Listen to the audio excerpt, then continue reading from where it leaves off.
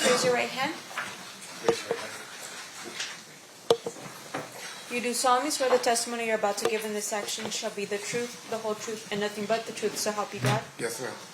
May I please have you state and spell your first and last name for the record? Reggie Wright Jr. Reginald. Lilburn is Lil. B as in boy. URN. Wright is WRIGHT. And I'm a junior. Thank you, sir. Whenever you're ready, Mr. Paul, you may proceed. Okay, great.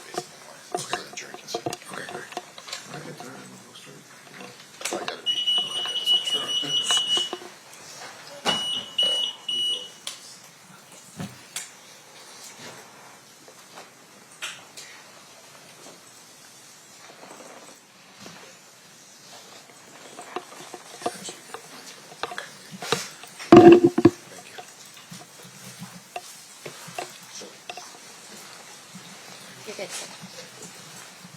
Good afternoon, sir. Good afternoon, sir. Do you mind if I call you Reggie? Yeah, of course. Okay.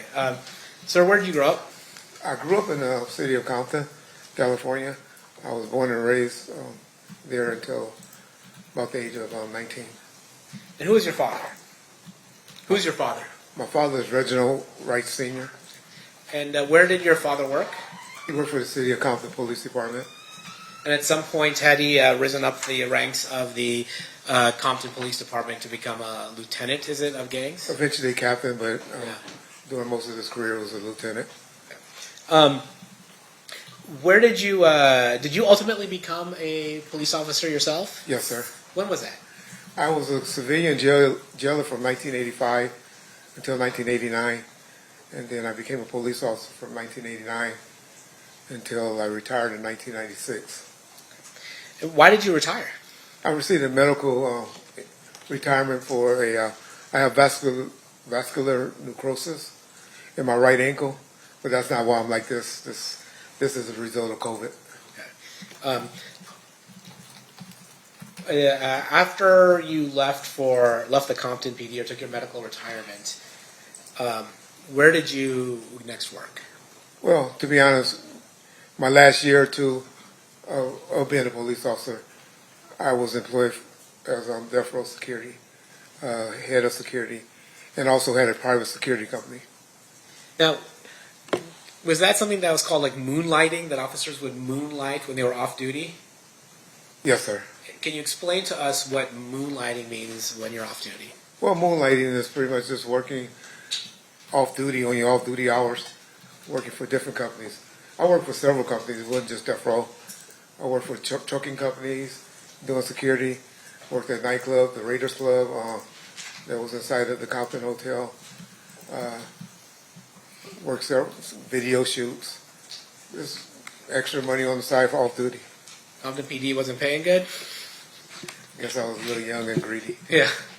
And then at some point you said one of the jobs that you had was moonlighting for Death Row. Is that right? Yes, sir. And can you tell us what Death Row is? Death Row Records is a record company that was based out of Beverly Hills, California. And, yeah. And who ran Death Row Records at that time? A gentleman that I actually grew up with at elementary school, junior high, and high school by the name of Marion Suge Knight. And when you say Suge, is that what he would go by? I call him Suge.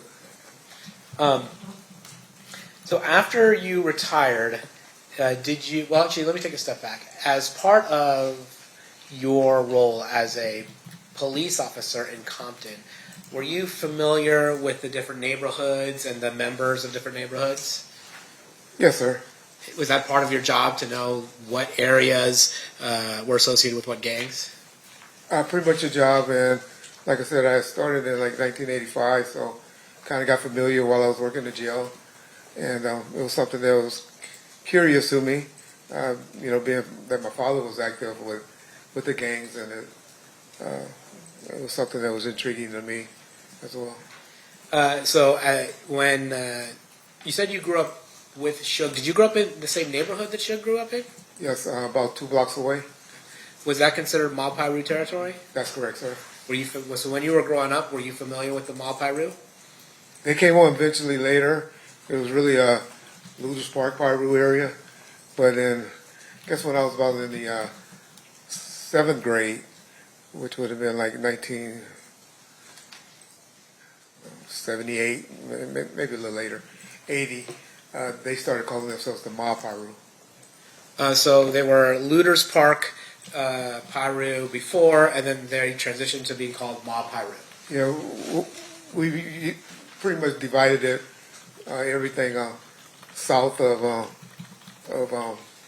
Rosecrans was mob, and everything north was, or the other way around. North was mob, and south were Looters area of Rosecrans Avenue. Were you familiar with a gang called the Southside Compton Crips? Yes, sir. How were you familiar with the Southside Compton Crips? Well, growing up in the city of Compton, we all played sports together, and heard of them when I was playing at Kelly Park, baseball, Little League baseball, at Compton Northern. And then my time in '85 as a jailer, and then working in the streets of Compton as a police officer from 1989. Were you familiar with somebody by the name that went by the moniker Keffe D? Well, heard of him. Had no personal interactions with him at that point, especially in law enforcement. Heard of him, knew of him, but I had no personal contact with Keffe at that time.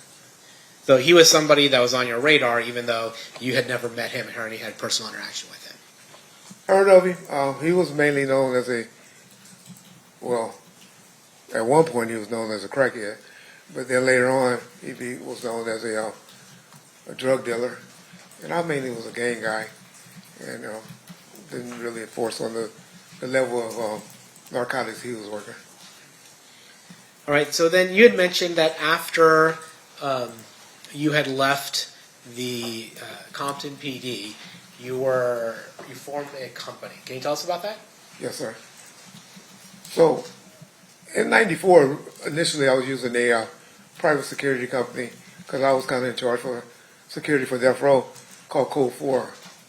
But once I saw I was about to get retired, I opened up my own private company called Right Way Protective Services, and that didn't really get started until about 1995.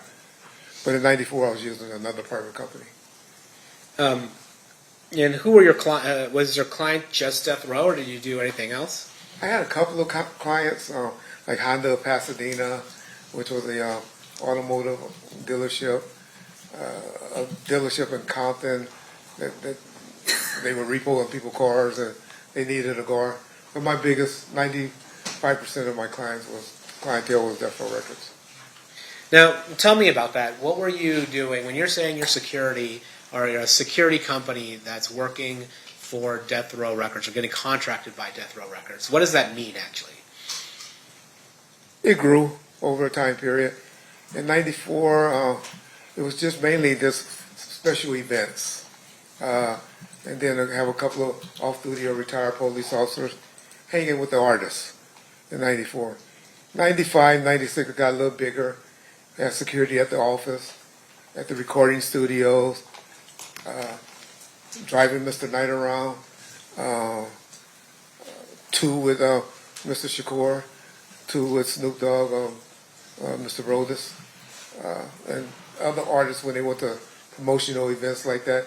So I could pretty much have about 10 officers working a day. And when you say 10 officers, were the people that you would contract with or work for you in this world, were they largely off-duty police officers? Off-duty or reserves or retired. And why is that? Because they were able to carry guns concealed, where it's not exposed. We had exposed officers at the studio, but mainly the bodyguards carried their weapons concealed. And we heard... And for the training as well. We heard from James McDonald just before you hit the stand. Was it fair to say that there were Mob Piru gang members also around Death Row Records? That's correct. Mob, Looters, West Side, generally Pirus from the city of Compton. And are these gangs that are generally associated with the Bloods? Is that right? That's correct, sir.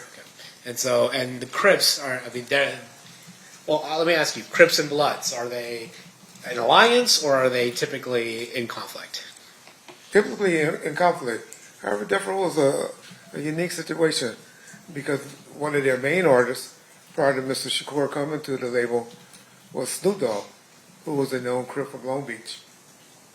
And they all seemed to have a great working relationship prior to my arrival and even during my arrival. All right. I want to ask you about Bad Boy Records. Are you familiar with a company called Bad Boy Records? Yes, sir, I am. And who, to your knowledge, was running Bad Boy Records in the mid-'90s? P. Diddy, Sean Combs, Puffy. I don't know what name he's going by today. All right. So we'll go with Mr. Combs for now. Okay. So Mr. Combs was running Bad Boy Record, and then who would you say his most prominent artist at that time was? Christopher Wallace, Biggie Small.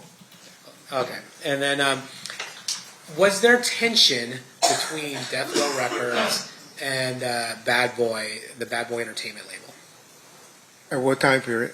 Well, you tell me. At any point, did tension develop between Bad Boy Records and Death Row Records? Initially, when I was around in '94, there wasn't. However, some things happened in '95 that started tension between Death Row and Bad Boys. There's a famous speech that Mr. Knight gives at the Source Awards in New York in 1995. Does that contribute to it? Yes, sir. That was August the 6th, 1995. But yes, sir. That was when he let the world know. And then there's another incident where one of Suge's associates was killed in Atlanta. Is that right? That was in September 25th, I believe. Yes, sir. And then, is it fair to say that your perception of as security for Death Row Records was that somebody associated with Bad Boy Entertainment may have had something to do with the murder of one of Suge's friends in Atlanta? That was always the story that was told to us. Yes, sir. And so, is it fair to say by 1995, the end of 1995, that there was significant tension between Bad Boy and Death Row? Yes, sir. And to the extent that it even involved violence with regards to Suge Knight's friend being killed. Correct. That was the first time something escalated to that point. Yes, sir. As security for Death Row, how did you handle this? Well, we was always on some type of attention when it came to Bad Boys or going to the East Coast, which Suge and I continuously went to the East Coast because he had a lot of business. His distributor, the main distributor, was located out there. The big trade, like the magazines and stuff, was out there. So I can honestly say he and I, and maybe a few of his homeboys, went out there at least once a week, once a month, I'm sorry, during that time. When Mr. Shakur came home, we went down a little bit, but we were still going out there, but we didn't go as much. And when you say when Mr. Shakur came home, at some point did Death Row sign Mr. Shakur to its record label? It's debated how that happened, but I'm not asking about the how. I'm just saying, yeah. did it happen? Yes, sir. I believe he came home October the 12th of 1995. Now, as security for Death Row, were you aware that Mr. Shakur was actually out on a bond, an appeals bond from prison from New York? Yes, sir. And I believe the allegation has something to do with sexual misconduct. Is that right? Yeah. If you don't know. I mean, something like that. I wouldn't call it that, but yes. Okay, whatever it was, there was some kind of issue. Mr. Shakur is in prison in New York, and then Death Row Records posts an appellate bond for Mr. Shakur. They have some other companies, but yes, sir. Okay. And then Mr. Shakur does he move to where Death Row is, or does he stay in the New York area, or where does he go? No, I remember, I picked him up from the airport, me and one of my security guys named Kevin Hackey. And We took him immediately. We went to Monty's restaurant and ate. Then we went to the studio, the recording studio that night. And from that point on, we got him into a room, took him to the Peninsula Hotel, where he stayed for, I believe, a month or two. Then he got a spot on Wilshire, and later on a house in Calabasas. As the head of Right Way Security, which was contracted by Death Row Records, were you responsible for Tupac Shakur's security? Yes, sir. How did you handle Tupac Shakur's security? Well, I had two guys that were primarily always assigned to him. One guy was a guy by the name of Keffe D, who was with him a lot at the beginning. Later on, towards the end, a gentleman by the name of Frank Alexander was the one that worked with him as well. And then I will always have additional guys, like Al Giddings is one of them, fill in for him when those guys wasn't available. But generally always had one security guard with him. After this particular song came out in about May or June, we upped it to 2 security officers. Now, you mentioned a particular song came out that changed how you handled Tupac Shakur's security. What song are you talking about? It was a song called Hit 'Em Up. And is it fair to say that in that song, Tupac is aggressively expressing his dislike for the members of Bad Boy Entertainment as well as other artists? That's fair to say. And as a result of that, you decided to change security for Tupac or increase it? Well, I was a part of the discussion and ultimately had to approve it, but I'm sure Mr. Knight, possibly Mr. Shakur, and maybe the security officer that was primarily with them, we all agreed that he probably needed another guy with him. Were you aware during this time of a gang from Compton being used by Bad Boy Entertainment when they came to the West Coast? We had heard those rumors and we were familiar. And what gang was that? Compton Southside Crips. Now, the Southside Crips, that was the same gang that you had told us earlier that Mr. Davis belonged to. Is that correct? Yes, sir. And by Mr. Davis, I mean Keffe D. That's what I believe he is, yes. Yeah. And then, was there ever a time where Death Row and you and whatever other unofficial security Death Row had a clash with Bad Boy and the Southside Compton Crips at all? Yes. We had it at a Soul Train's Music Awards.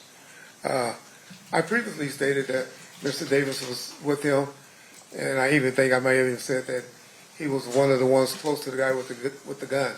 Never said he was the one with the gun, but there's been out there, social media, where a gentleman has came out and admitted that he was the one that actually had the gun that particular incident by the name of C. Gutter. So do you remember, well, I'm going to ask you what your independent recollection is. Tell us about that incident. So we're at the Soul Train, what is it, the Soul Train Music Awards? Soul Train Music Awards, yes. And approximately what timeline are we looking at? April, May of 95. Of 95? Sorry, 96. Okay, of 96. I'm sorry. And you had mentioned before the song Hit 'Em Up. Was this before or after the song Hit 'Em Up? That was before Hit 'Em Up. Okay, that was before Hit 'Em Up. Yes, sir. Okay, tell us what happened at the Soul Train Music Awards. We pulled in.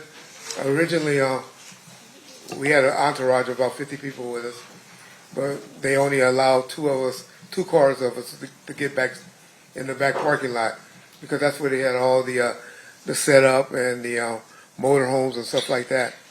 So we drove in the back. Mr. Knight,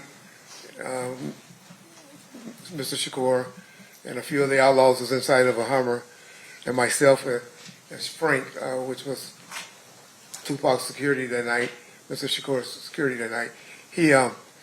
We drove in behind them. As we was getting out of the vehicle, or getting ready to park, Mr. Shakur saw Christopher Wallace and Puffy and a group of people, a few guys that I recognized from the South Side, in that entourage. As they were, Mr. Shakur immediately became enraged and started yelling, and confrontation between Mr. Small, Biggie, and Mr. Shakur took place to the point where one of their guys brandished a weapon. And then that's when I pulled my firearm and towards him and begged with him, pleaded with him not to raise the gun. There was some security from the Nation of Islam there. They got in the middle of it, broke us up. The gentlemen took off and ran towards the street in the parking lot. I'm sorry, who ran towards the street? The gentleman with the gun and couple of the people that was with him took off and ran. Now, you said that Southside was providing that type of backup. They were with them in entourage, yes, sir. Do you recall whether Duane Davis was one of those people? Believe he was. I know he was with them, but like I said, I don't believe he was the one with the gun. All right, let's fast forward to September 7th, 1996, or that weekend. When do you come to Las Vegas for that weekend? I came out that Friday. I believe that was the 6th. The Friday was the 6th. I think the 7th is the day. Yes. Oh, okay. So I came out that Friday. So we had a nightclub that was in the process of being open. And out here, I guess, there's some type of cars that everyone that work around people just having alcohol. I think they were called town cars or something like that at the time. I had to get all my security guards to have those particular cars for that night because the attorney that was assisting us in getting the club open said, "Hey, y'all got to be really on y'all P's. We got to have everything on point because if everything goes smoothly tonight, there's a good chance we're going to be able to get the permits transferred from the previous owners to Mr. Knight's name." Okay, so I want to stop you there. Okay. First, you're talking about you got advice from an attorney. Do you remember who that attorney was? Yes, sir. Who was that attorney? George Calise. Okay. And then when you got the advice from the attorney was generally telling you got to be on your P's and Q's, so to speak. Yes. When you're talking about being on your P's and Q's so that the club can be transferred to Suge Knight, was Club 662 at that time in Mr. Knight's name? No, it was perceived that it was. People believed it, even because of the name change. Excuse me. But it hasn't officially been, the paperwork hasn't officially, or never was completed. It was never done. Now, you talk about the name change. Explain to us a little bit about the name change. Well, we had a sign and all of that called Club 662. Explain to us what 662 means. 662 on the keyboard of your phone, it will spell out the word MOB, which means Members of the Bloods. Well, nobody has keyboards on their phones anymore. I Right? forgot about that. And so the club itself, the name of the club itself rang out that it was a blood-affiliated club. That's correct. Now, what advice did Mr. Kalisis give you regarding being on your P's and Q's for that night in order for Suge Knight to be able to obtain approval for running that club? So he advised, and the main thing that came out of that meeting was he advised all of my security guards, even though that they were authorized to carry guns, being off-duty police officers and stuff, that we shouldn't have guns on our possession inside of the club on that night. So your understanding was, or at least the advice that you got was, inside Club 662, if you're working it for right-way security, Correct. you're not carrying a gun. Yes, sir. Did you communicate that to the people working for you? So we had a meeting in Mr. Khalif's office. He said it. Mr. Khalif said it. My guys probably wouldn't have did anything if I didn't echo it. Today I can't say I echoed it and agreed to it, but I'm sure I did. What you're saying is you don't have an independent recollection, but you think you probably did echo Mr. Kalis's advice. Yes, sir. And when was this meeting?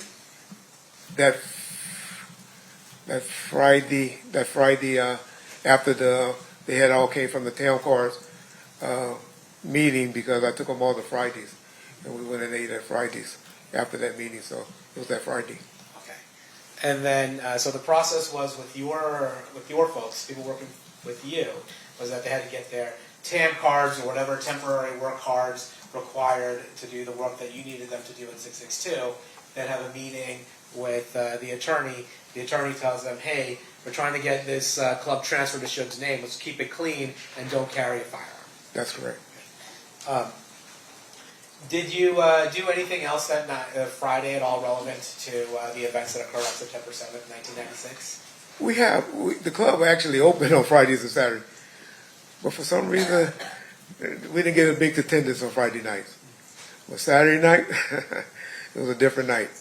So you knew that that night, September 7th, 1996, was the night that Mike Tyson was fighting Bruce Stockton. Is that correct? Yes, sir. And was that part of the reason why you guys were going to have the club open because of that fight? Those were the only times the club, under Mr. Knight, the Club 662 banner, we only did that about 3 times. And that would have been the 4th time. And so we only opened those 4 times, the Friday and the Saturday.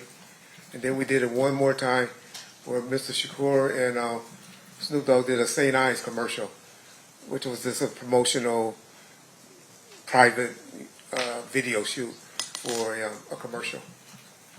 Now, who was in charge of the security for Club 662 that night? Well, ultimately I am, but I had a on-site supervisor by the name of Al Giddens. He was actually who I consider in charge of the club, but ultimately as the owner I was. And then we heard from James McDonald. He's suggested that he had a role in security as well, maybe different than your role in security. Were you aware of James McDonald being there at the club? Yeah, James was a headache for my security. They hated him. But he and I, we've been knowing each other over 52 years, So, I mean, that was like my brother. So, James used to do it as a hustle. What James would do is go outside, get guys that looked like they had a bunch of money, and bring them to the front of the line. And that drove my security crazy, but James was just out there working the door. Sugar have a bunch of his homeboys to come and be on the lookout, still, blood related, pyro related, to be around. But James was mainly doing a little side hustle.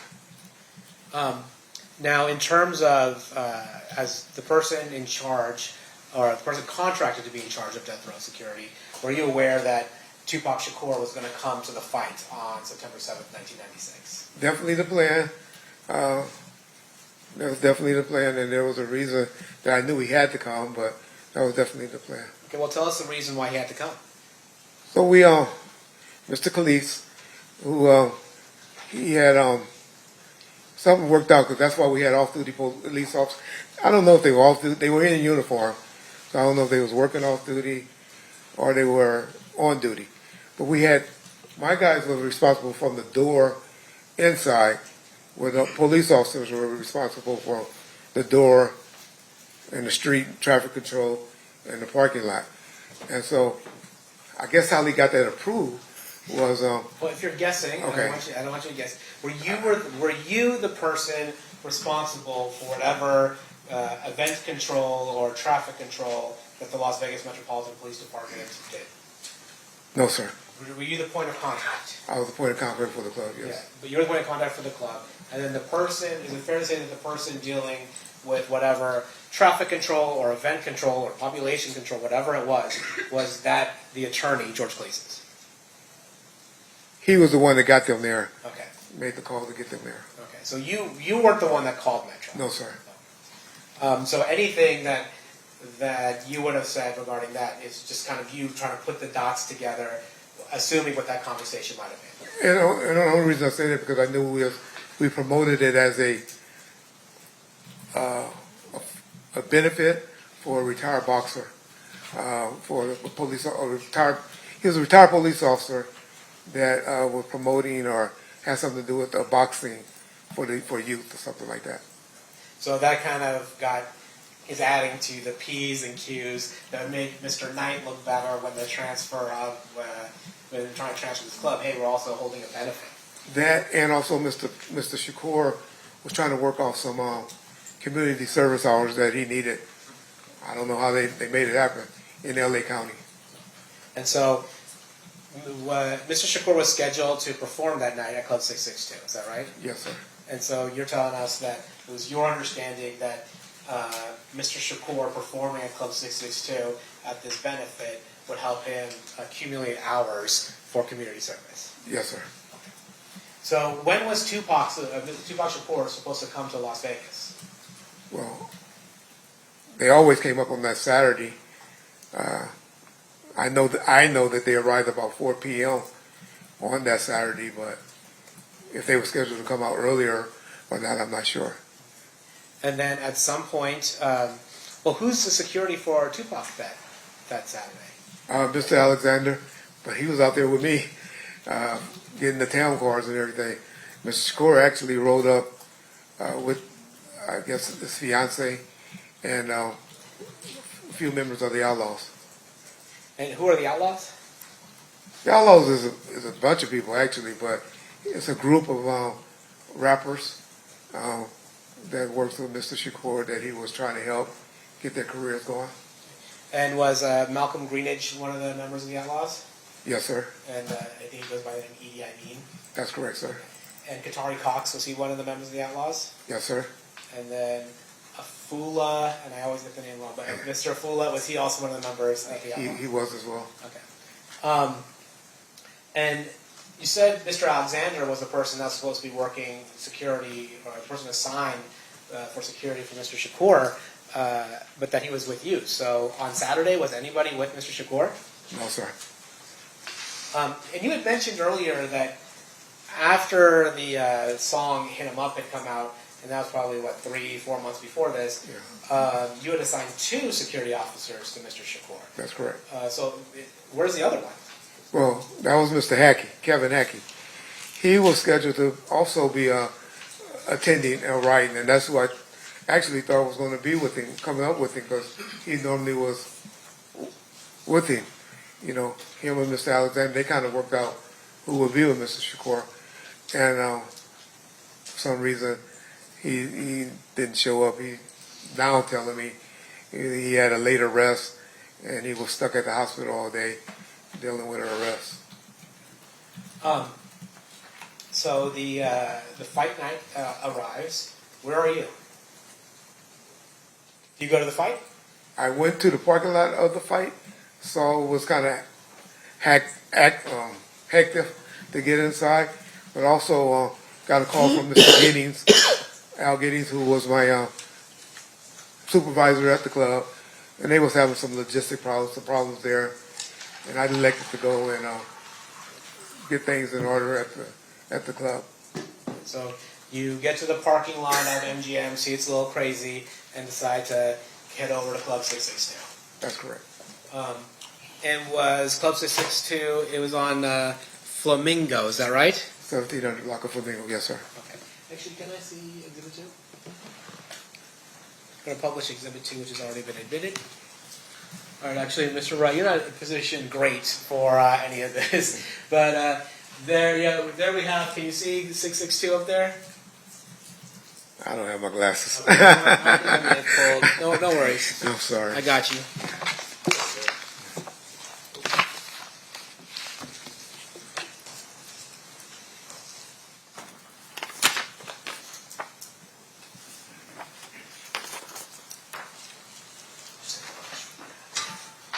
Commissioner Brooks, Your Honor? Your Honor, Commissioner Brooks? Oh, yeah. I'm going to move about the courtroom freely. Thank you. You see clubs, there's a red 662 club on this map. You see it? Yes, sir. Is that accurately representing what Club 662 was? Yes, sir. So you leave the Las Vegas Strip and head over to Club 662. That's correct, sir. Did you handle the logistical issues at Club 662? I guess. I'm sure we got worked out. Yes, sir. And then Was Club 662, did you stay at Club 662 or did you head back to the strip that night? No, I stayed there the whole time until I was contacted by some other individuals. Okay, so we'll start, before we get there, how was 662 super busy that night or was it kind of less crowded? The clubs generally didn't start getting crowded till about 11 p.m. I think we were there like 8:30. So it eventually got there, but I wouldn't call it super crowded at that point. And then you said you were there and then you, something changed. Well, we all know that on September 7th, 1996, Tupac Shakur was shot and Mr. Knight was at least grazed in the head by a bullet. Did you find out about that? Yes, sir. How did you find out about that? Two gentlemen, Buntry, true name was Alton McDonald, and a gentleman by the name of Neckbone. Well, his true name is Roger Williams, and his moniker is Neckbone. They came inside the club and came straight to me. It was like, Reggie, Suge and Pac just got shot down the street. I thought they were messing with me because they like, where Reggie at, because I wasn't there with him. But then Mr. Khalees, who was standing near me, I guess he talked to some of the officers that was working out front, and he kind of verified to me that something happened. And then by that time, I see about 4 or 5 other units that were working at the club. They started taking out heading that way. Now you mentioned two people, Buntry, Alton McDonald. Does Buntry have any relation to James McDonald, the person that testified before you? That's his little brother. Yes, sir. And then you had mentioned Neckbone, Roger Williams. Were these people employed by Right Way Security? No, sir. Were they part of Mob Pyro? Yes, sir. Is it fair to say, as we talked about earlier, that Suge would have members of Mob Pyro around? Correct. And while they weren't official security, would you say they provided a different form of security? That would be a fair. Yes, that's correct.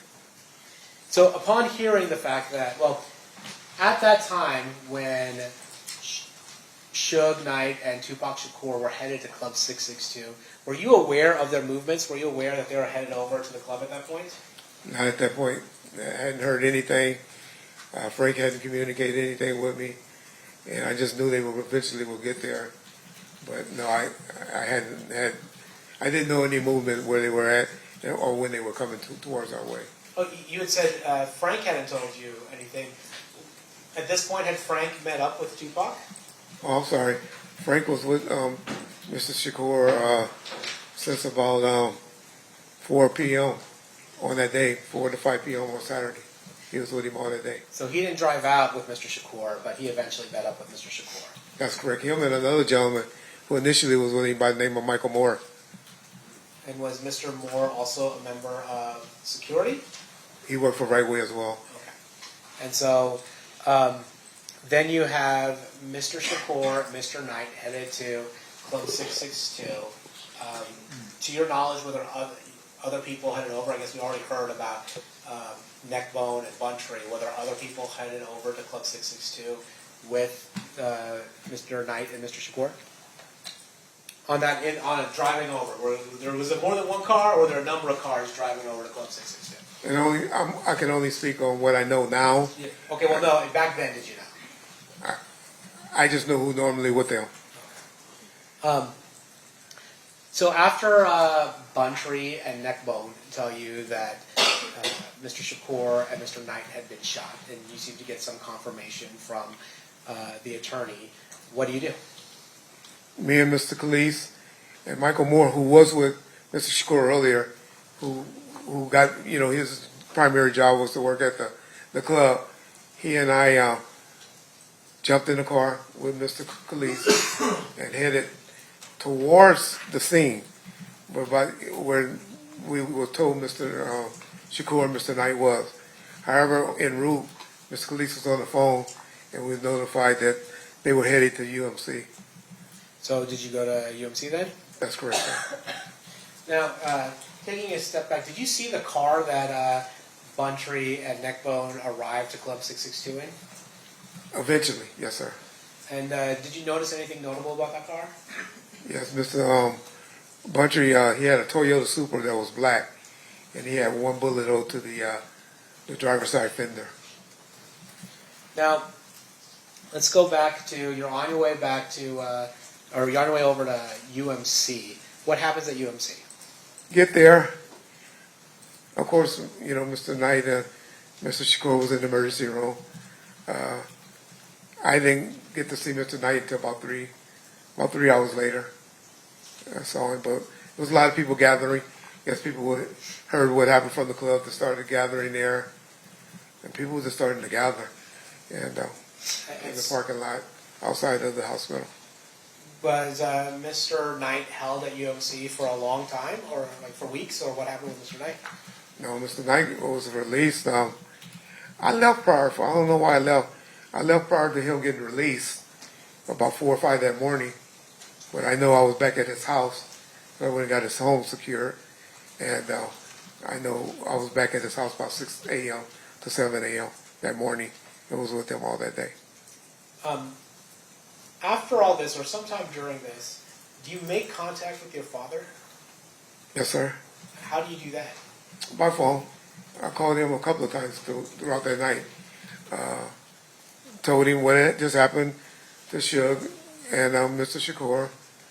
You know, it's kind of stressful for me. Called him a few times that night How are you calling him? by cell phone. Oh, you had a cell phone at the time? Yes, sir. Okay. And was there anything that you felt you had to relate to him in order to let him know what might be happening the next day in Compton? Well, during that night or that early morning, I was getting information from people in the parking lot and around that, hey, you know, they got into it at the MGM with some guys from Southside Compton Clubs. And so I relayed that to him. They didn't know who the people were, just that they got into it from some guys from Southside. And I told them, hey, it's going to be trouble back in Compton. When did you go back to Compton? When did you go back to California? About 2 weeks later. So you were in town while Mr. Shakur was at the hospital. The whole time he was at the hospital, and that following week as well. What was your role while Mr. Shakur was in the hospital?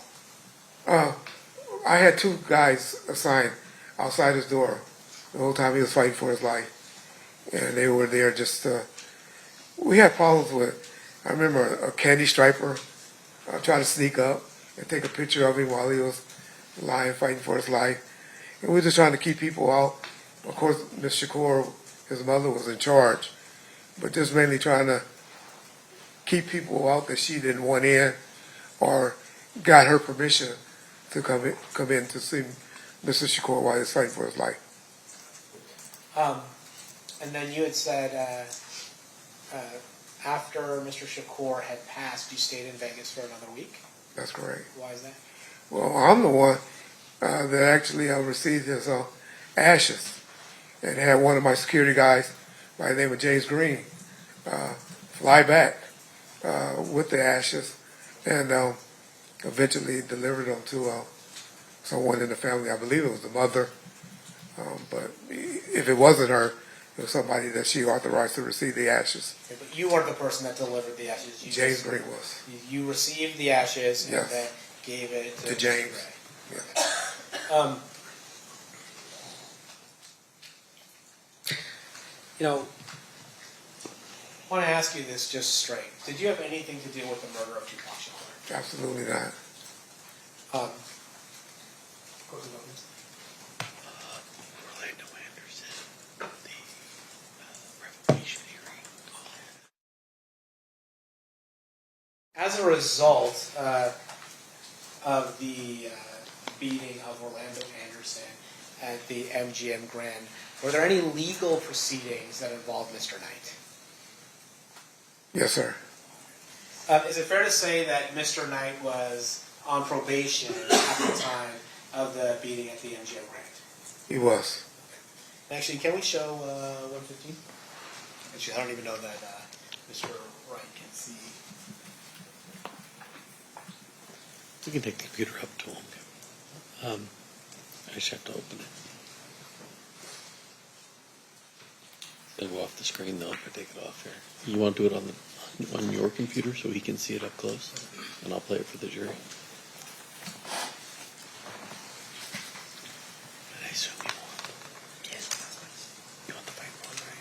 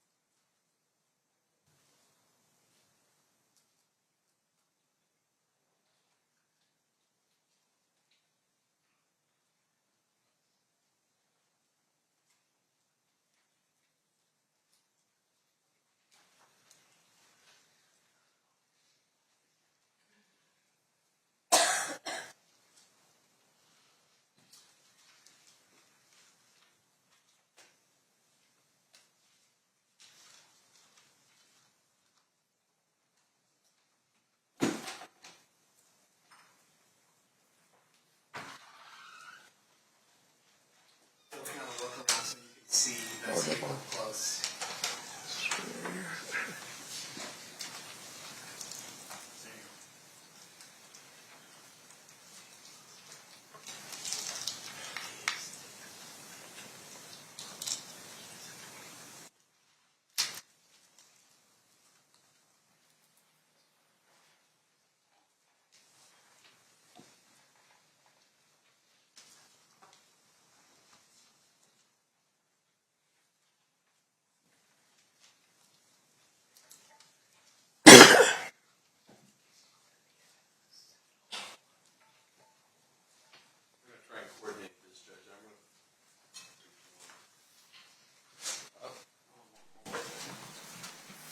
I'm going to show it to you up close, Mr. Wright, while Mr. DiGiacomo shows it to the members of the jury.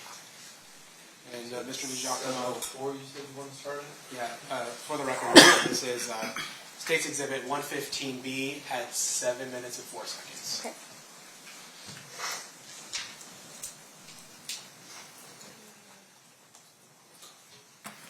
So here, just actually, before we start playing, Mr. Wright, have you seen the MGM video before? Yes, sir. It's fair to say you've seen it more than once, Yes, sir. and that partly because it was part of a revocation proceeding that involved Suge Knight. That's correct. Now I'm going to show you 115B, starting at 7:04. I'm clicking. 1 second, not just yet. I'm clicking right now. This is the video that you've seen before? That's correct, sir.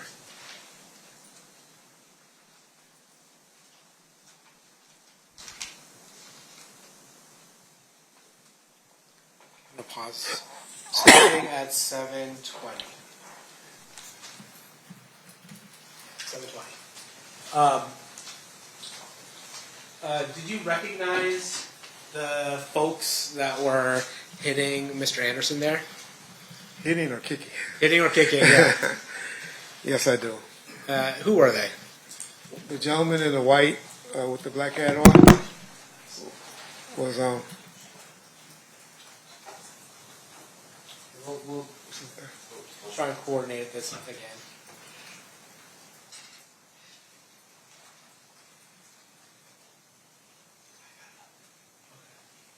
Oh, can you see it?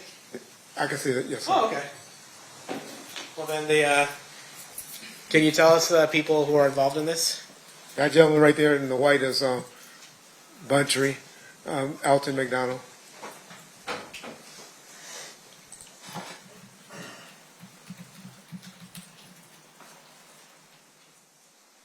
There appears to be somebody in a gold shirt. Who was that?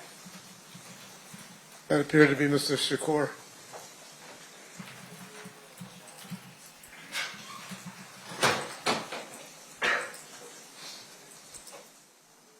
There's a person in gray on gray, looks like outfit. Do you know who that is? The one that I saw that's right in front of Mr. McDonald right now is Roger Williams. Okay. I thought it was blue. I saw Okay, it blue. maybe I'm talking about the wrong thing. You're talking about this. Yeah. I'm gonna approach her. Show Kelly.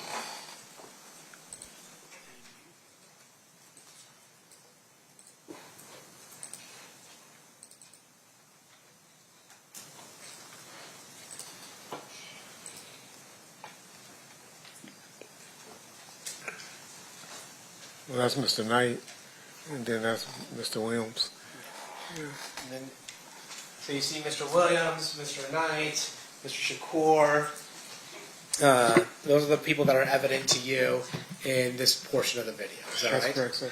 And then we have another video of everybody leaving.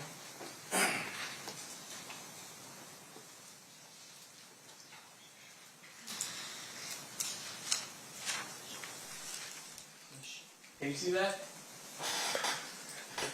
See it, but That's fair. That's it.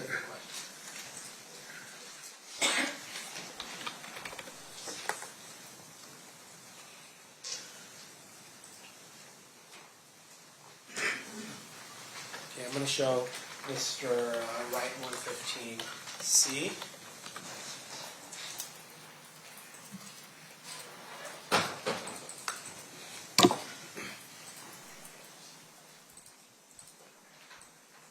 and Mr. Shakur, Mr. Knight, Bluntry, Mr. Williams.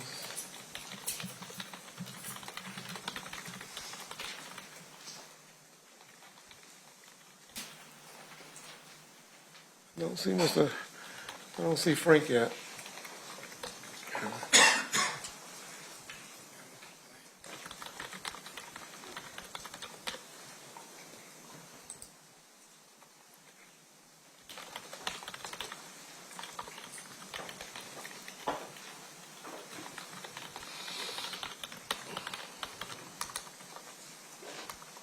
Okay, there you go. Mr. Alexander's the one with no sleeves on his shirt. And he's leading the pack now. Did you see Trayvon Lane? I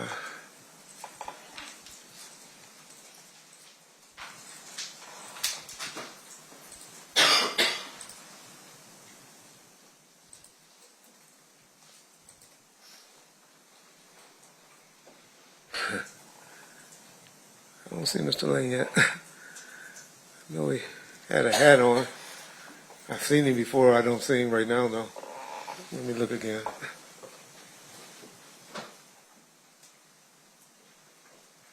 It's Frank. Mr. Shakur.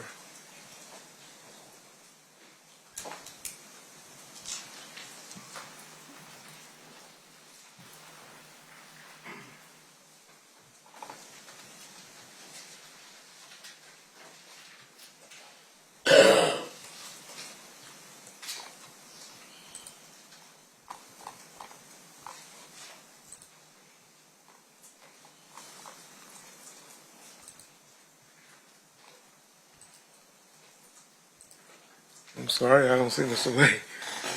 It's all right. I'm sorry.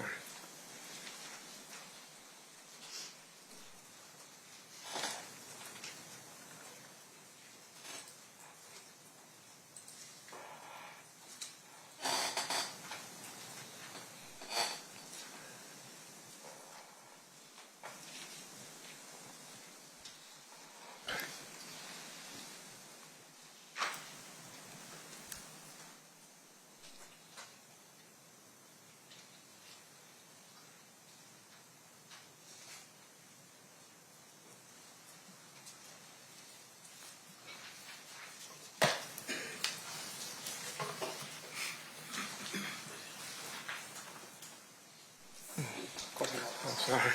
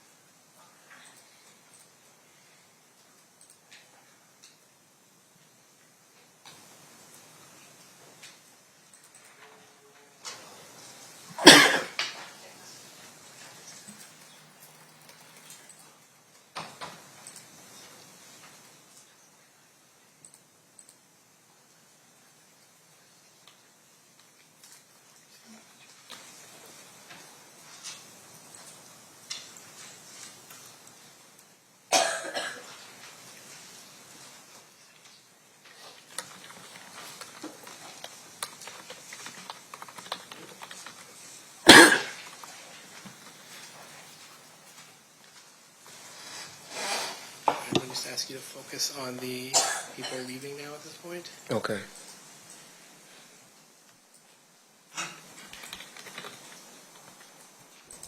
Right there, upper right.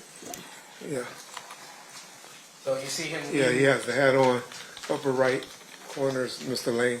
So you see him leaving the scene, but you don't actually see him during the. Altercation. You don't see him actually hitting I didn't see him. No, Mr. Anderson. I didn't see him do that. But he's with the group that's fleeing the beating of Mr. Anderson. That's correct. I'm going to show you what's been marked as State Proposed Exhibit 60. Do you recognize who that person is? That's Mr. Lane. Do you recognize the person in State's Exhibit 7? Actually, no, I gave you the wrong one. State's Exhibit 2. Yes, I recognize him. That's Mr. Davis. Okay. I'm going to show you the person depicted in State's Exhibit number 3. Mr. Anderson. And lastly, I'm going to show you what's been marked as State's Exhibit 72. Do you recognize what's in that? That's a Defo J, yes.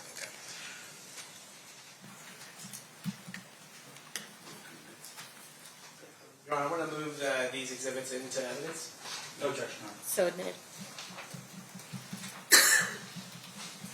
Can you show number 6? This is Mark 6. I think it's 060. There you go. Is that the person you identified as Trayvon Lane? Yes, sir. You may proceed. Thank you, Your Honor. Mr. Wright, would it be easier to look at the monitor on the witness stand, or are you able to see that better? Pictures this size, I can see both ways. Okay, all right. So you're now looking at State's Exhibit number 60. Who is that? That's Trayvon Lane. All right. And can Mr. DiGiacomo, do you mind putting up 62? Showing you State's Exhibit number 62. Who is that? That's Mr. Davis. You mind putting up 63? Showing you State's Exhibit 63. Who is that? That's Mr. Anderson. And then we had talked briefly about it, so I want to just show it. Showing you State's Exhibit 72. What is that? That's a Defo J medallion. And we'll touch on that in a minute. But we were talking about the beating of Orlando Anderson at the MGM. Mr. Knight was on probation at the time you had mentioned. Is that correct? That is correct, yes. And then after you guys got back from Las Vegas back to the Southern California area, did Mr. Knight have a legal problem as a result of his alleged participation in that beating? That's correct, sir. And can you explain that to us? They brought him in. Initially, they brought him in, they said, for a dirty test for that he did with his probation officer. But while he was still in custody, they then added the charge of he violated his probation for assaulting Mr. Anderson. So he's on probation. He's on video, at least what appears to be participating in the beating of Mr. Anderson. And so he is charged with violating his probation. That's correct, sir. And do you participate in any of the preparation for Mr. Knight's hearing on his probation violation? With his attorney, Mr. Kenner, I attended several meetings, yes. And then are you aware of a meeting with Mr. Anderson? That's correct. Can you tell us about that? So we met him at his attorney office, Mr. E.D. Fall. It was in Seal Beach, I believe, where his office was. And we met with him. The attorneys had an agreement where I guess they were going to make a settlement or something for and Mr. Anderson to come and testify on Mr. Knight's behalf, where I believe the settlement was for about $60,000 because some of the death row people had assaulted him, and some would say for him coming up and testifying on the behalf of Mr. Knight. Okay, so just to be clear, prior to Mr. Knight's revocation hearing, there was a meeting with Orlando Anderson, the person who was beaten in that video. Is that right? That's correct. And then there was an agreement that $60,000 would change hands between Suge Knight or Death Row or some aspect of that side to Mr. Anderson. Is that correct? That's correct, but that was made between the attorneys, Mr. Kenner, who was also present, and Mr. Fall. Okay. I'm not saying that you're the person that did that. I'm just saying you were that. I was at the meeting, myself and Norris Anderson, who was the general manager of the company at the time. Okay. And then at that probation hearing, is it fair to say that Mr. Anderson said that Mr. Knight was just trying to stop the fight and not participate in the fight at all? That was his testimony, yes. Okay. And that was after he received the $60,000. That part I don't know. That was I after don't the know if agreement for the It $60,000. was an agreement in place, so. Okay. And then, is it fair to say that the judge disregarded Mr. Anderson's testimony and revoked Mr. Knight's parole? Objection at the meeting. Sustained. Well, did the judge believe Mr. Anderson's testimony? So Mr. Knight was subsequently violated for his probation and received 9 years sentence. And as a result, when Mr. Knight was imprisoned for those 9 years, who was running Death Row? After about 4 or 5 minutes of his incarceration, I became the general manager of the company. We show the Death Row. What do you call that? Pendant. Pendant. We show the Death Row pendant. Can you tell us about the distribution of Death Row pendants to various people that were associated with Death Row? Mainly the artists received them, and then people, close associates of Mr. Knight, they were given out to different people for Christmas presents of 1995. Yes. Were you aware of whether or not Trayvon Lane had received a Death Row pendant? He was one, yes, sir. And is it typically wore on a chain around one's neck? That's correct, sir.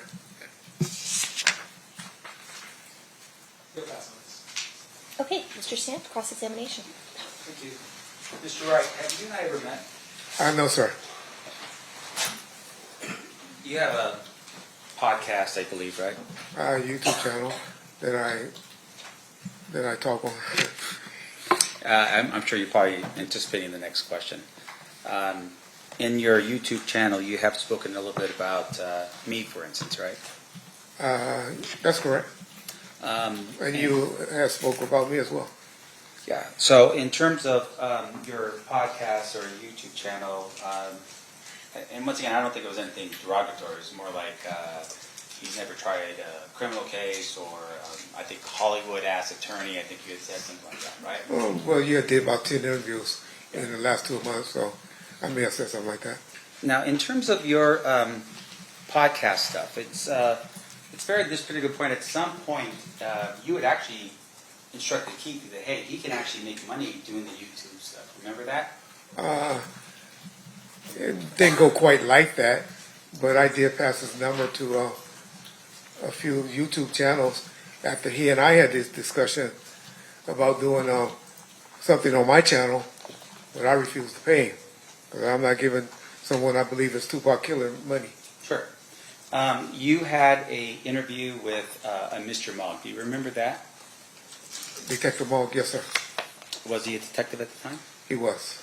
Okay, so he's a detective at the time, and he sat down with you, and you had a conversation with him, and you basically told him that you had advised Keffe D about I don't know, how much you can get paid doing YouTube stuff. You remember that? I don't remember that, no. Now, you don't remember that, or you don't believe that? I remember Kevin Coffey, but to say you can make $5,000 or $10,000, I didn't have any conversation like that with Detective Mogg. Okay, so you don't know or you don't remember. I just want to make sure we're different here. I remember meeting with Detective Mogg.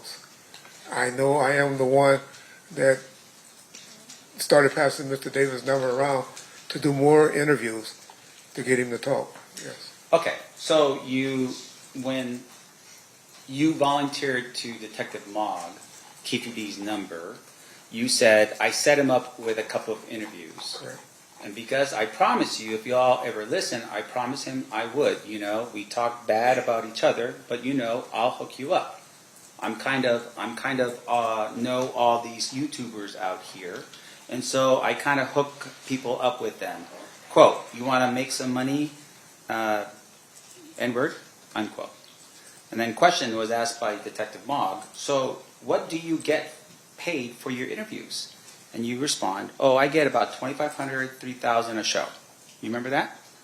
That's accurate, so I might have said that. Now you also said $5,000. I got my F. He was crying about his taxes. You were referring to Keffe in that, right? He was crying about his taxes, Keffe? I'm not sure. I got him about to go blast him next week. He's getting $3,500. So they pay you because they get views. They get paid, man. YouTube, every million views you get about 6,000 to 10,000. And then, That's the channel, okay. not the person. And then once again, I'm talking about the YouTuber. And so if you do a bunch of them and you get 100,000 and they break them up into like 5 or 10 minute segments and you can get a 15-second segments from me and you get 200,000 people to view it, you can make $8,000 to $10,000 off of me. And you just gave me $2,500, $3,000. You remember saying that to Detective Mogg? I'm sure. Those sound like accurate statements, so It's an I'm sure I did. And once again, it's clear to show that there's a business with YouTube, right? That's correct, sir. And so when you post something online, you're posting it online with the hopes that you're going to get paid for that. Yeah, and that didn't start until about 2021. Sure. Or 2020, yeah, after COVID. Yes. Now, with regards to your role here, you were the head of security for Suge Knight. Correct. And I want to make sure I'm clear. Where did you grow up in Compton? I mean, my address is Where's that at in terms of, because we're assuming, and you could tell this jury otherwise, that wherever you grew up or whatever your street was, you by default was part of a certain gang or color. I never gang banged. I always wanted to be a police officer growing up. However, guys that I grew up with, was in the sandbox with, played sports with, yeah, they were a Mob Pyros affiliate. Okay. Some police officers, some football players, Right. several type of people grew up in our community. And at some point, you get yourself out of it. You become a police officer. I never was in it. Okay. All right. Thank you for correcting me. You become a police officer for about 5 years. 90 to 96, 6 years. Yeah, 6 years, and you have to retire medically. correct. And you had shared with us earlier that you created this security company. You were moonlighting, sort of doing your job during the day and then doing this other side hustle at night. That's accurate. And that side hustle became your full-time gig when you were no longer a police officer. That's correct, sir. And so in terms of who you were, the main service you provided services for would have been Death Row Records. 95%. That's correct, sir. And in essence, I mean, this was your number one client, right? I agree with you. Okay. And you spent a lot of time with Suge. Eventually that grew, but yes. 94, not as much. 95, 96, yes, sir. Okay. And you're providing services for Suge in terms of security, right? For Suge or his For- company? For the Death Row label. That's Yeah. correct, sir. And you actually had created a company specifically for the security aspect of it, right? That's fair. And that's the right Way, protective services. protective services. Okay. Now, as you're going about doing that, you had shared with us a little bit about some of the things you had done, and you shared with us that hey, there was something that happened at one of the award ceremony. You talked about that, right? At the Soul Train, that's correct. And you said that at that Soul Train incident, that my client was present when some other guy flashed a gun or something like that. That's correct. It wasn't your client, no, sir. And once again, your security, your former police officer, did you ever report that incident to police? They ran, actually, police detained the subjects outside the gate or towards the gate. What happened to them, I don't know, because I was more interested in getting my clients inside the war show. And your father, just to correct my memory, is a lieutenant at the time with Compton? Or was he captain? At that time, lieutenant, sir. Lieutenant. Yes, sir. And his role and what he was responsible for was the gangs in Compton. That's correct, sir. So it would have been information he would have maybe picked up, or you would have told him? That's what people get confused about law enforcement. Compton is a city about 8 to 10 miles away from, well, that's by UFC is where this incident happened. That's about 20 miles away from Compton.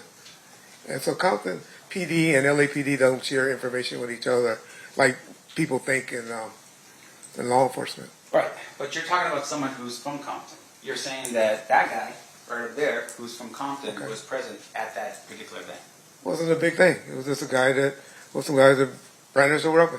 Right. So in your mind, it's not about this idea that this is a gang sort of thing. It's just some idiot with a gun flashing a gun. Right? I agree with you. Okay. But they were also protecting Bad Boys Records. Okay, well, we can talk about that in a Okay. second.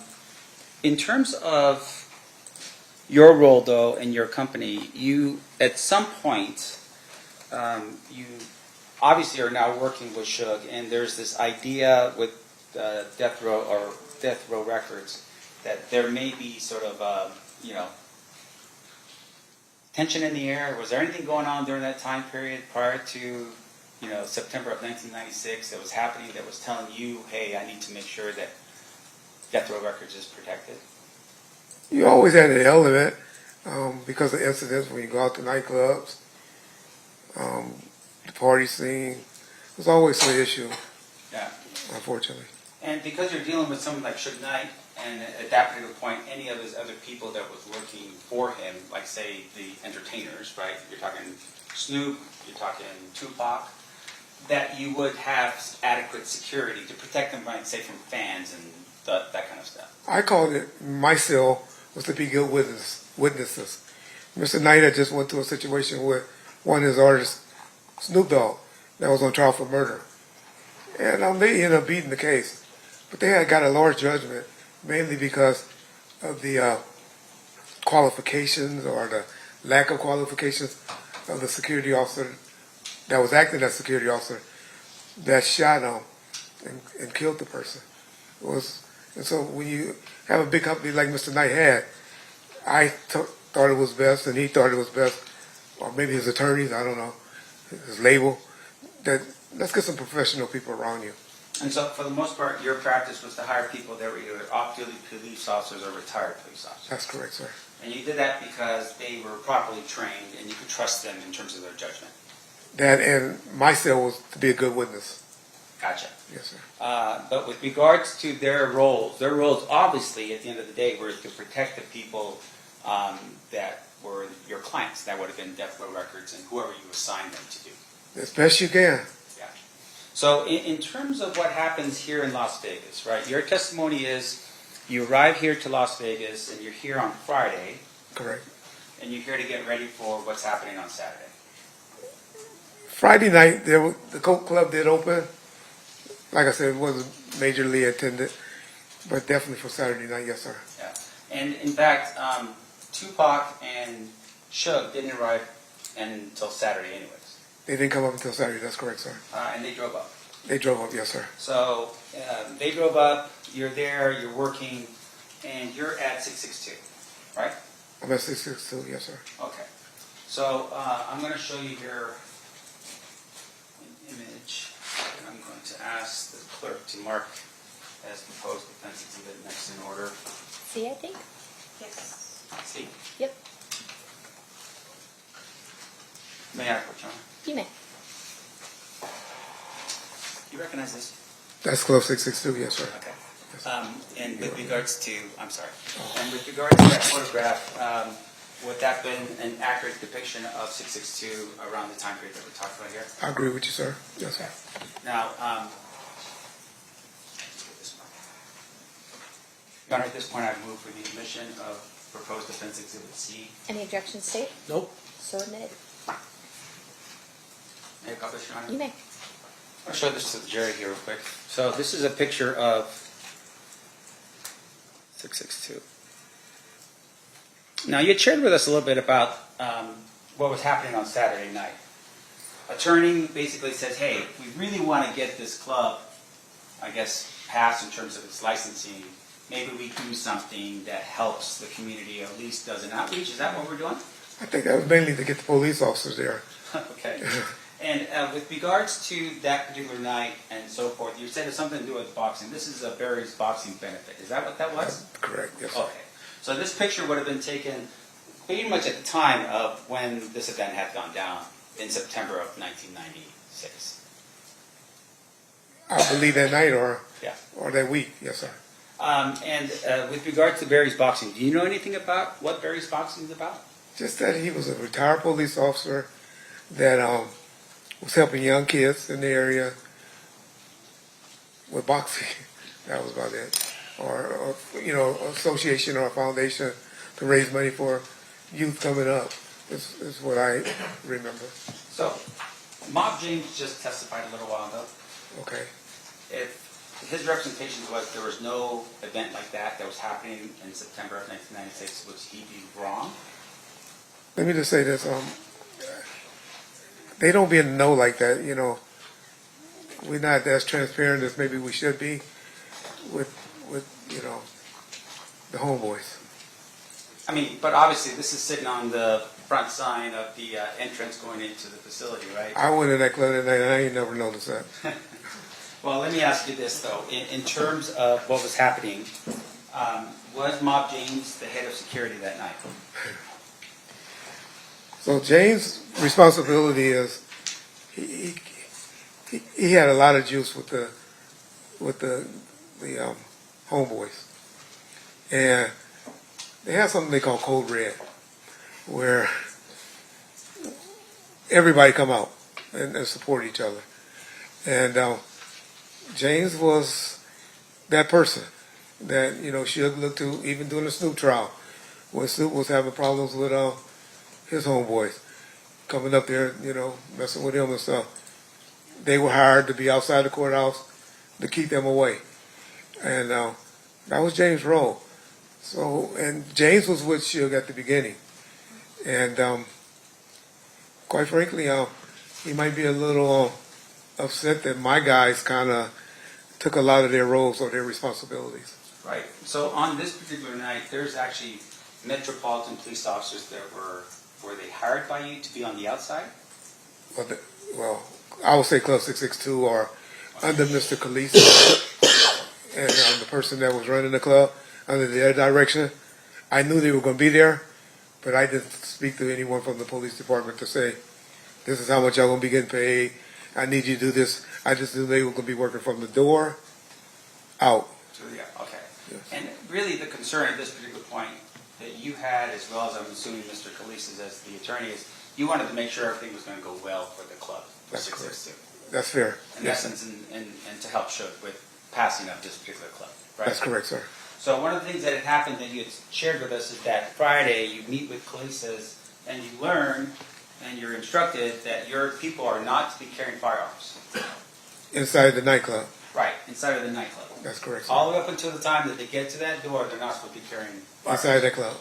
Are you aware that the Red Alert people from Mob James were all carrying firearms that night? Well, I had problems with that. My guys were strict, law enforcement.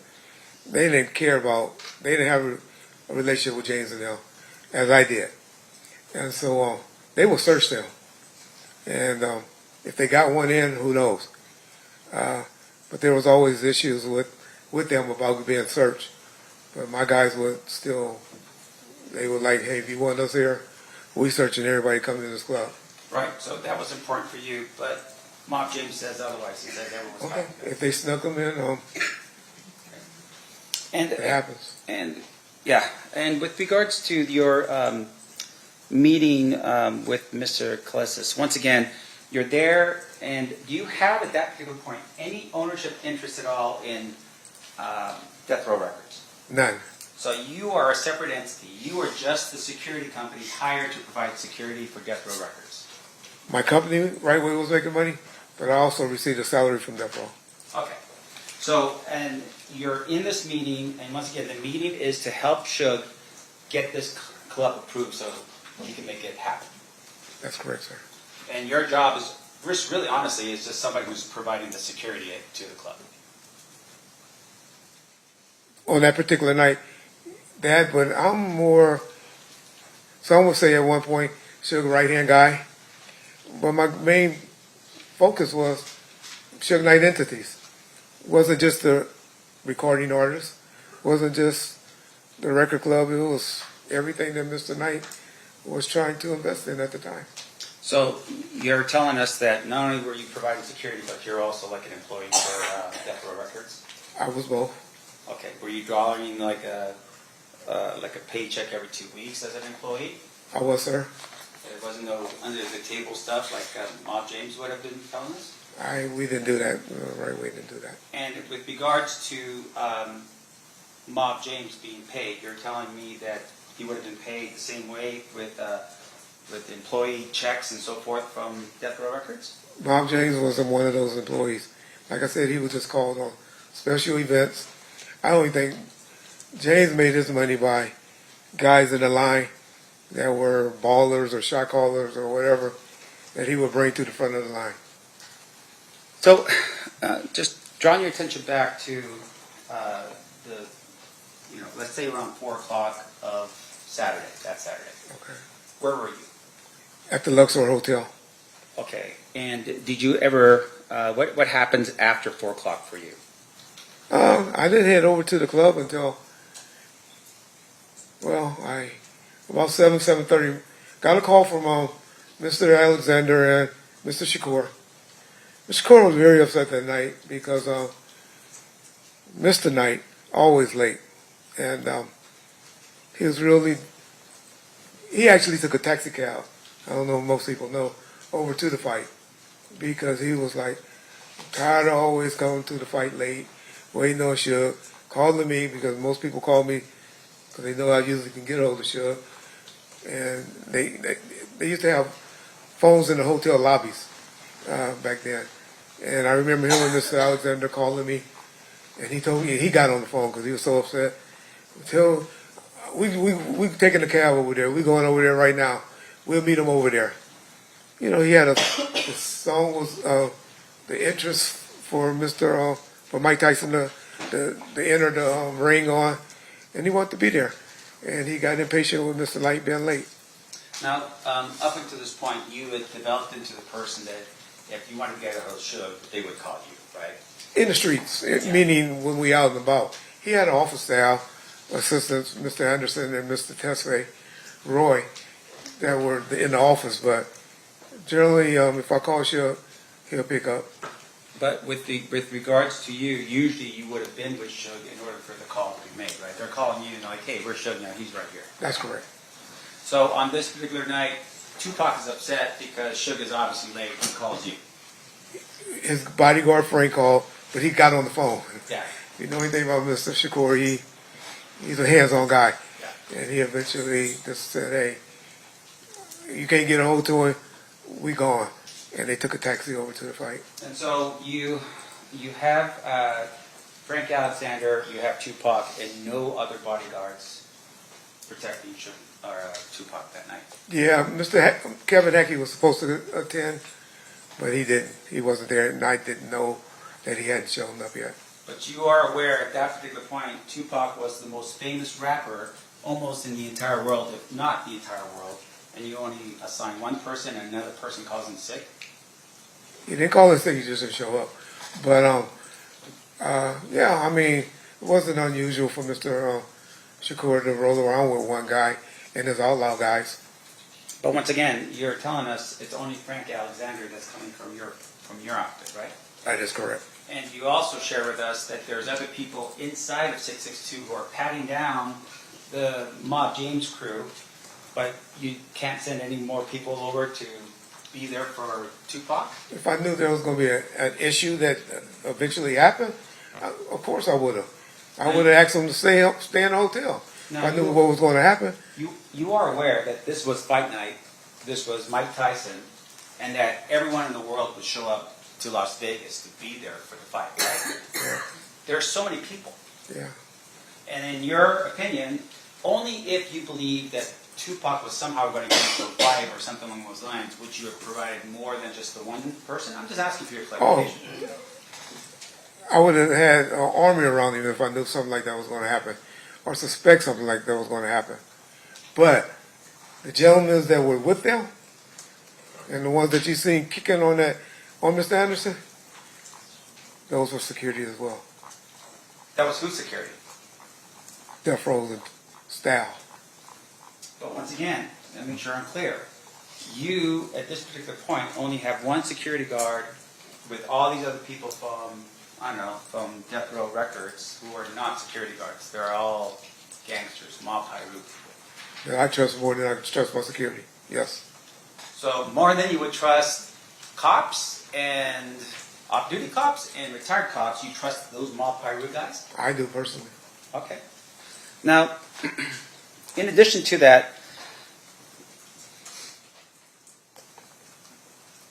after they go in for the fight, right? I'm assuming that Frank Alexander probably didn't have a ticket. You know, that was always an issue with Mr. Knight. Yeah. He promised everybody that they can go to the fight. And when we get to the door, it's always an issue.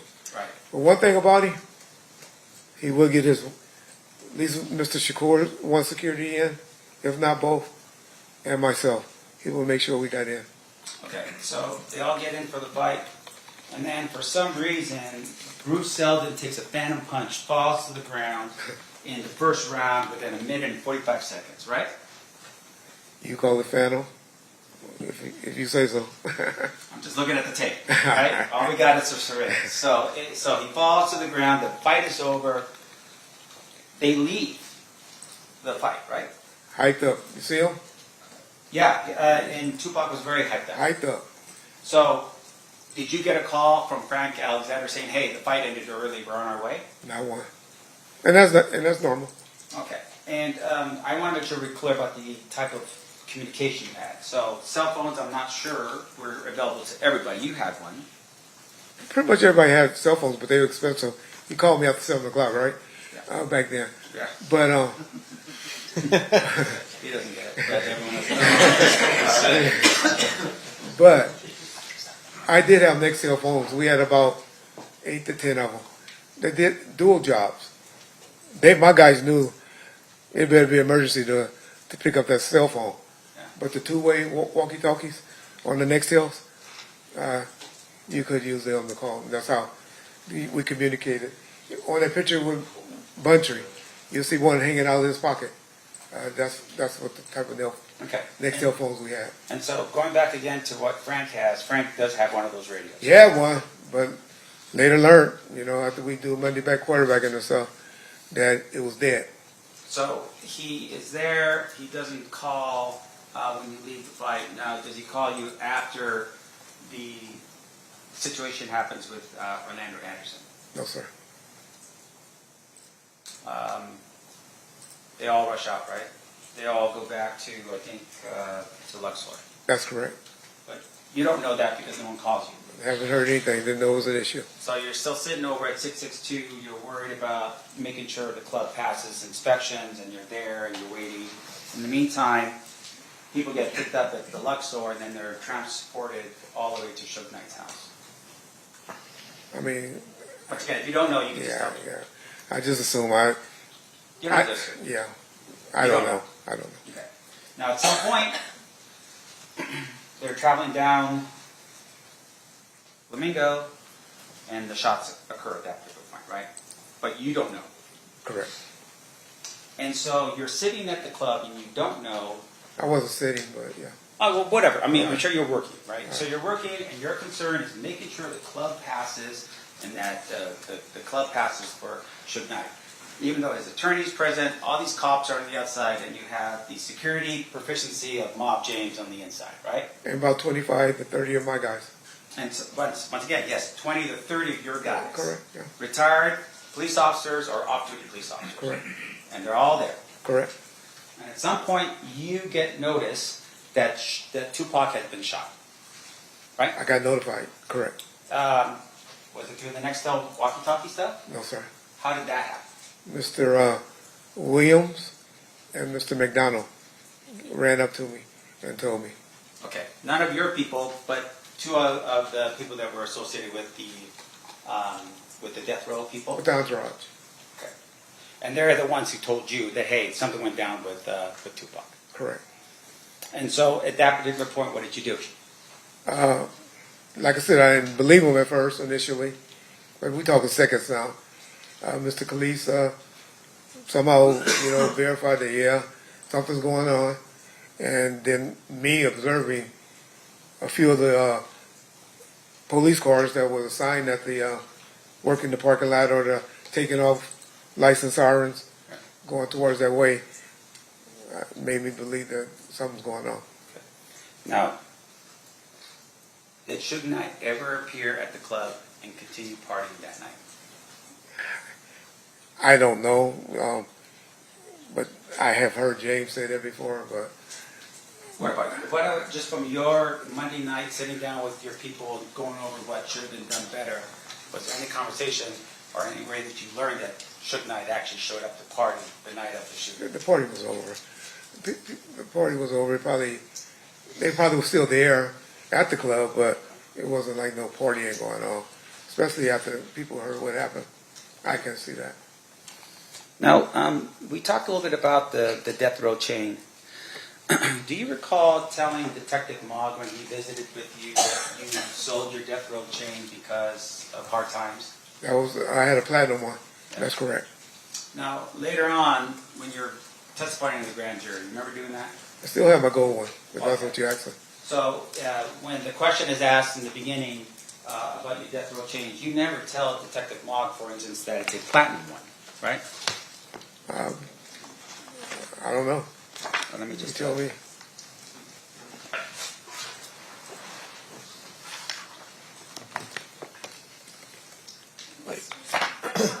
The camera's on. You want to turn the camera off? Oh, sorry.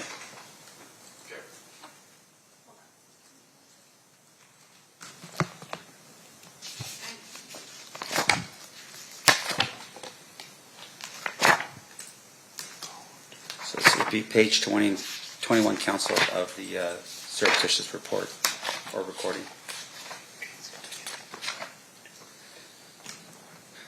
So you say, the question that was asked by Detective Mogg, you were describing the chains as cheap. He said he had asked you, got a $300 chain? He said, yeah, one of those cheap little chains because they were messing around with the same women and they got one and he got mad about it. My presumption. We're talking about Keffe. Yes. Yes. So what? What did expensive ones look like? Do you have a picture of those? And you said, yes, sir, I can show you the one that Tupac would have. And then the question's asked of you by Detective Mogg, did you ever get one of those chains? And you respond, yeah, I had one. And then the question was, what happened to it? And you said, shit, hard times hit. And Detective Mogg commiserates and says, yeah, I hear you. You said, I've got to get rid of it somehow. And then Detective Mogg asked, what did you get for it? And you said, I got about $5,000, right? Yeah, that was the platinum one. Okay. Or the white gold one. You can watch, and I'm sure you have, several interviews, pictures with me with my gold chain on. I wear them on several YouTube videos. But fair to say, of course, that, when you said you had one, it's not one gold, it's not one platinum in this book, right? Like I said, the one I sold was the platinum one. Now, in addition to that, later on, when you're testifying before the grand jury, the question that was asked by one of the jurors was, and I want to make sure I'm clear because I don't want to mess up I want to be accurate with you. Your Honor, I think this is improper impeachment or refreshing recollection. I'm not quite sure what I'm hearing the transcript to Mr. Wright before asking the predicate question. Let me just do this as a refreshing of his recollection, Your Honor. I just didn't want to. So it's sustained. So I don't know that he said he doesn't remember. Okay. So let me ask you this. You were asked by a juror. Again, I think you have to ask the substantive question first to determine whether or Mr. not. Blog, you're going to have to talk louder because your mic's not on. Okay, I'm sorry. I think you have to. You I approach. can stand. I apologize, Your Honor. Everyone approach.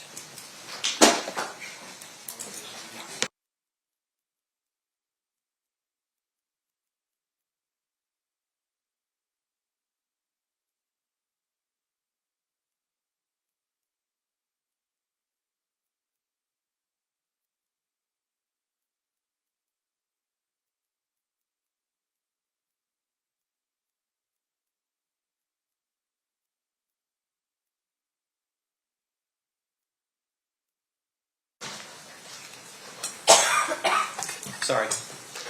So were you asked this question by a grand juror? Again, Your Honor, I think, again, you have to ask the predicate.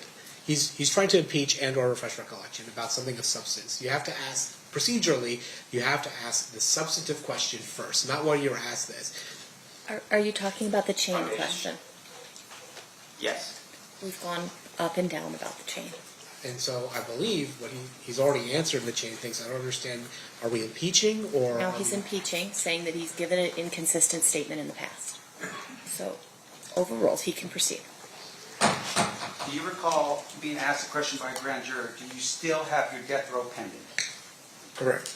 And you had said, yes, you do. I do. You didn't say there was gold, you didn't say it was platinum, you just said I had my death row pending. That's correct. Okay. Now, one of the other issues that we've talked a little bit about is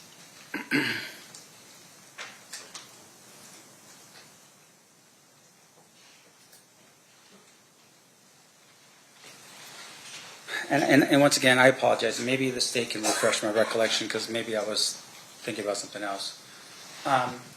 You have been convicted of a crime. I am. And with regards to that crime, it was a felony. It was sales of marijuana. No, back up here real quick. It was sales of marijuana and it was also embezzlement. Is that what it was? No, it Money was, laundering? Money laundering. Ah. With money going in. And with regard to those two things, that happened in California. No, actually, well, the reason why I got in trouble because it went across state lines to Memphis. It's actually Memphis, Tennessee. And because it was across the state lines, it was a federal case. Correct. And that happened way after you were a police officer. Yeah, that's 2019, well, 2017, I believe. Okay. And at some point, you become the general manager of Death Row Records. That's in 1997, sir. 1997. Yes, that's correct, sir. So Suge Knight is in Las Vegas, and you were with them every single day. And in September of 1996, he just happened to get in this fray, and next thing you know, he's going to prison, right? I'm sorry? Let me ask you this. Why did Suge go to prison? He violated his probation. Right. So you knew, of course, that he was on probation, right? The Before he came out. whole time I was with him. You did. From 1994, yes. Yeah. And so you knew that the number one person from Death Row Records, the primary principal for you, potentially could go to prison if he got into a fight, for instance, right? Correct. And on this particular night, you weren't around for him when he was in this quote-unquote fight, right? I was around with Mr. Knight about 70 to 80% of his life. So I guess a lot of 20%, I wasn't with him. Okay. Public, and when I say that, I mean public. Because a lot of times he laid up, sleep with somebody, and I wasn't with him. So in the most important time of Suge Knight's life, of having your protection, you weren't there for him. Right? Unfortunately not. That's correct. And then you became the general manager of Death Row Records. By his calling, not anyone else. All right. No further questions. All right. State, any further questions? Just want to close on that last point. In terms of who determined who was going to run Death Row Records while Mr. Knight was in prison? Sorry. I'm sorry. Who made you in charge of Death Row Records while Mr. Knight was in prison? He did, and I visited him 4 days a week during that time while he was incarcerated. Nothing further. Anything further on that, Mr. Stamps? Just one clarification. So Okay. Suge Knight made you general manager when he was in custody. That's correct. No further questions. Anything else? Ladies and gentlemen of the jury, any questions for this witness? Of course. All right.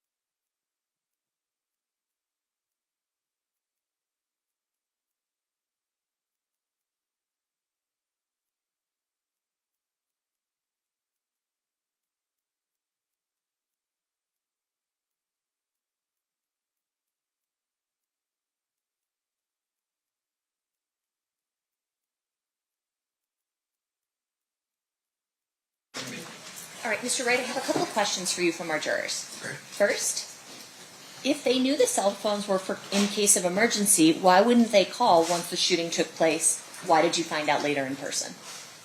Not sure. I don't know why they didn't call me. That was Mr. Alexander's responsibility. And I didn't hear from him. Didn't hear from him. Okay. Was there anything in writing regarding the transfer of management power to you over death row records? I wouldn't call it power.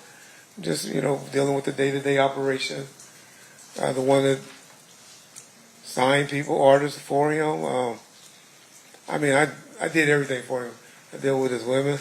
I dealt with his parents. I dealt with pretty much everything while he was incarcerated. And generally, because I was going back and forth, seeing him, the 4 days, I spent hours on the phone with him. And I was just his point of contact person. So was there anything in writing regarding that? Not to my knowledge other than, Okay. Were there any witnesses to it? well, there's a young lady sitting in here right now that I signed, while he was incarcerated to the record label. There was a writing? I'm sorry. You signed some? What did you You don't sign? sign her as an artist. Okay. State any questions based on those answers? No, state. Defense? I do. Okay. All right, so I want to make sure I'm clear. You become the general manager of Death Row Records, and what was your job responsibilities? I did everything, to be honest. I brought Miss Shakur up to the prison to meet with him. I was helped talk to several, putting the albums together. When I met with Jimmy Iovine, who was our distributor at the time, negotiated deals with them. Everything I did was approved by Mr. Knight, but I was his point of contact. Did you ever have a power of attorney signed by Mr. Knight to sign on his behalf? No, what I would do is have everything generated, and I would send it. His attorney would come visit him on Tuesdays. If it was something real important, he would sign it on Tuesdays. And if I needed it before then, he was married to a young lady by the name of Michelle, or at least she thought they were married.